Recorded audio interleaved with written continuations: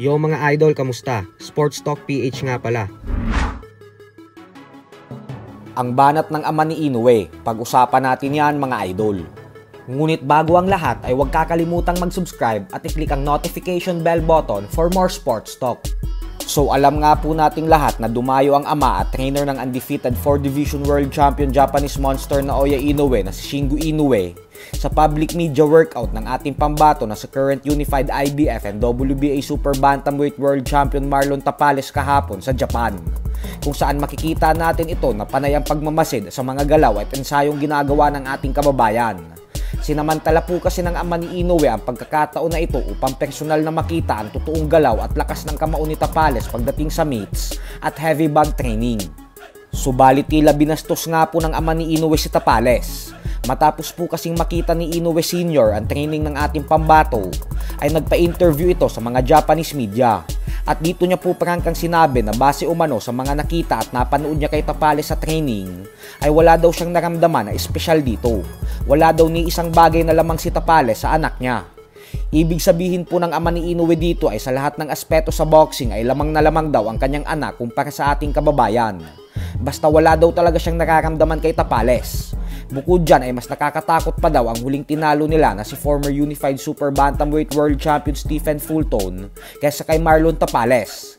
Kaya naman dahil dyan ay sinabi mismo ni Shingo Inoue na kumpiyansang-kumpiyansa daw talaga siya na sila ang magtatagumpay sa laban at uuwing talunan ang ating pambato. Sinabi din ng ama ni Inoue na matagal na daw nilang pinapanood ng paulit-ulit ang mga naging laban ni Tapales sa nakaraan. At akala niya umano ay malaki na ang pinagbago ni Tapales sa mga galawan nito.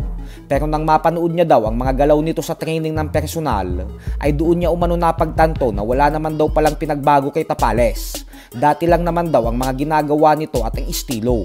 Kaya naman ang kailangan lang daw nilang gawin ay maging maingat si Naoya Inoue at huwag papatama sa kaliwang kamao ni Tapales.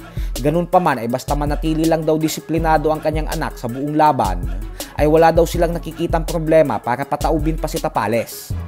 Habang ang MP Promotions President Sean Gibbons naman ay kumpiyansang sinabi na 200% daw siyang sigurado na gugulatin ni Tapales ang buong mundo sa December 26 sa pamamagitan ng pagbigay nito ng kauna-unahang talo ni Inoue sa buong professional boxing career nito. Paliwanag ni Gibbons na dumayo daw sila ng bansang Japan upang manalo at hindi matalo. Hindi daw ito magiging katulad sa naging laban ni Inoue kay Fulton, kasi si Fulton umano ay simula pa lang ng laban ay alam na umano ng lahat na takot ito sa binansagang halimaw ng Japan. Bukod dyan ay lahat daw ng nakatapat ni Inoue na sila Michael Dasmariñas, Paul Butler at Stephen Fulton ay natalo dahil nagpadala ito sa mga isipan nila na isang halimaw ang kalaban nila.